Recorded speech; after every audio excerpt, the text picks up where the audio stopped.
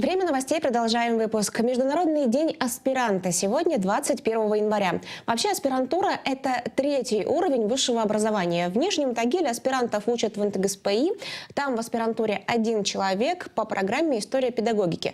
А также аспиранты есть в Нижнетагильском технологическом институте в филиале УРФУ. Там побольше аспирантов, 10 человек по специальности оружие и системы вооружения. Но подробнее об этой ступени обучения мы поговорим с человеком, который недавно закончил аспирантуру. С нами на связи из Санкт-Петербурга Евгений Храпунов, тагильчанин, кандидат физико-математических наук, инженер Крыловского государственного научного центра. Евгений, добрый вечер. Вот вы еще недавно учились в аспирантуре Политехнического университета Петра Великого. На какой кафедре и по какой специальности?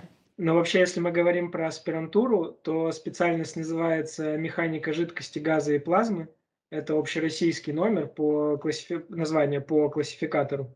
Вот. А кафедра и институт назывался «Гидродинамика, горение и теплообмен». Вот уже звучит довольно непросто, но в принципе знакомо. По школе еще знакомы какие-то понятия. Какие проблемы решает это направление и какие задачи ставит? Ну, смотрите, есть в гидродинамике, в классической, две проблемы, которые являются сейчас, пожалуй, такими основательными и над которыми в той или иной степени бьются ученые. Первая проблема – это одна из 7 проблем тысячелетия, если я ничего не путаю. Это доказать то, что уравнений, которые описывают движение жидкости, движение газа, что у них есть решение, и они обладают определенными свойствами. Вот. Если эту задачу решить, то Американский институт Клея обещает выплатить $1 миллион.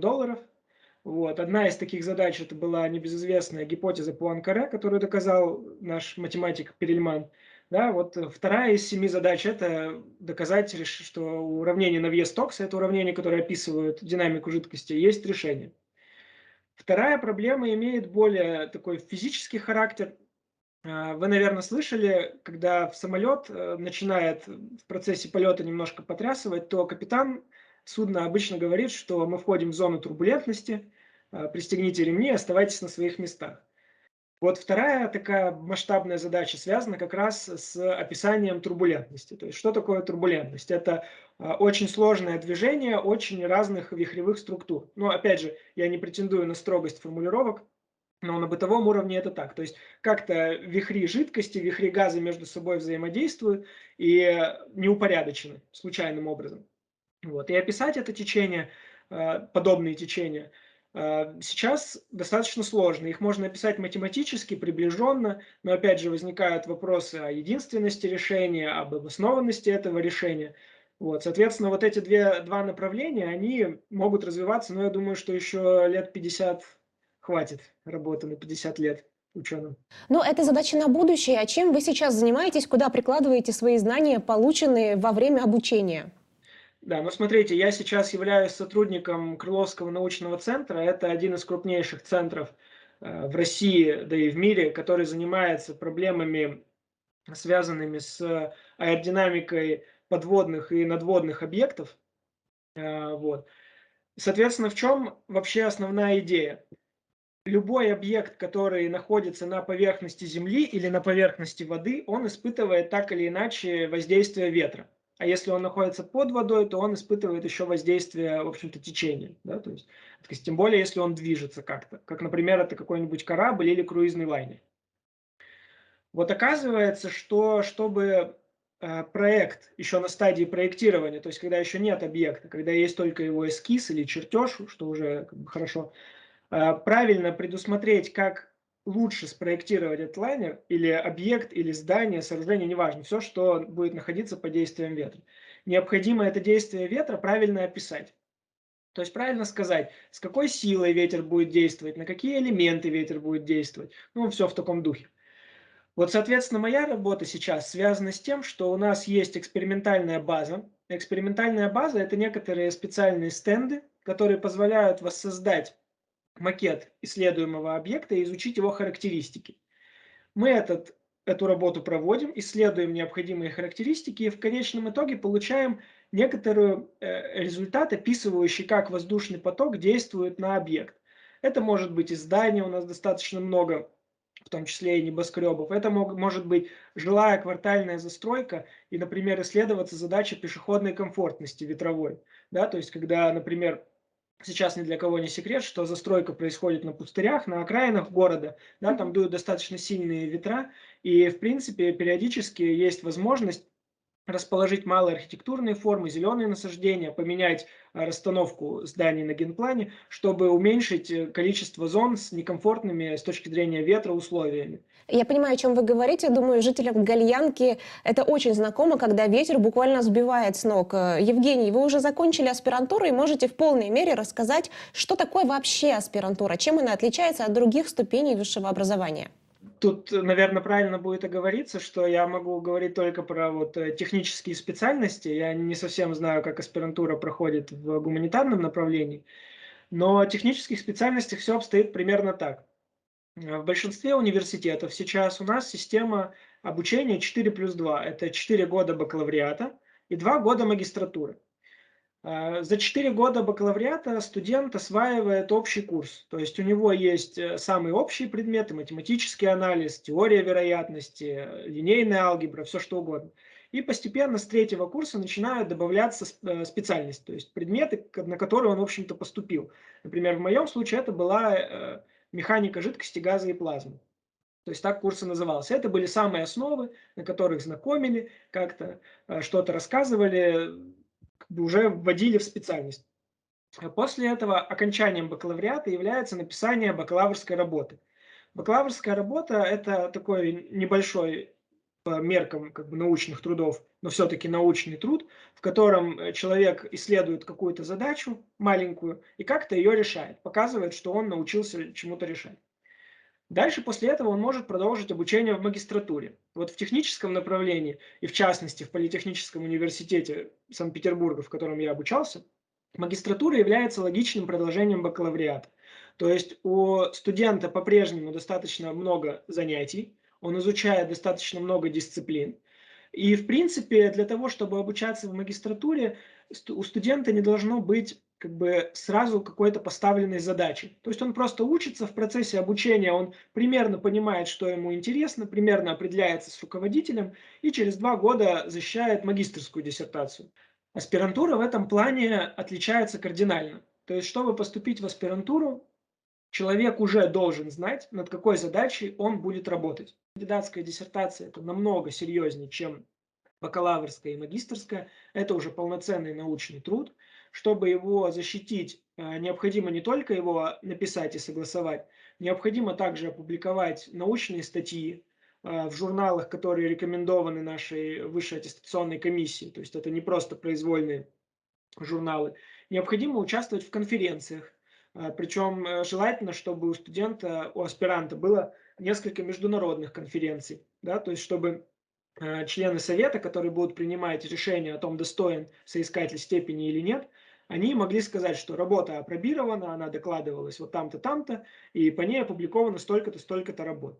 То есть эта оценка уже не внутри вуза, а признание и одобрение в научной среде. А следующая ступень – это доктор наук. Но в нашей классификации, да. Планируете? Но сейчас сложно говорить. Я еще не совсем отошел от процесса кандидатской диссертации.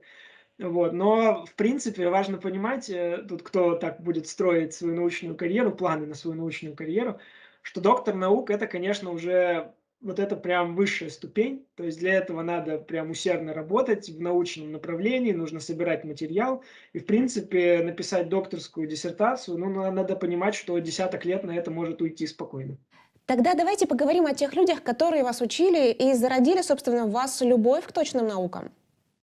Тут следует выделить сразу двух человек. Первый не по значимости, просто как бы на равном. Первое – это Юдина Елена Владимировна. Это была классным руководителем нашего класса. Я могу ошибаться, но, по-моему, с 10-го. Это вот как раз момент, когда произошла смена такой атмосферы в классе. Стало очень комфортно находиться в школе. И действительно, вот 10-11 класс, если выкинуть месяц, связанный с ЕГЭ, который не может быть приятным по определению, Вот, 10-11 класс — это, наверное, самые теплые воспоминания о школе, во многом благодаря, конечно, Елене Владимировне. И второй человек — это Сабурова Татьяна Викторовна.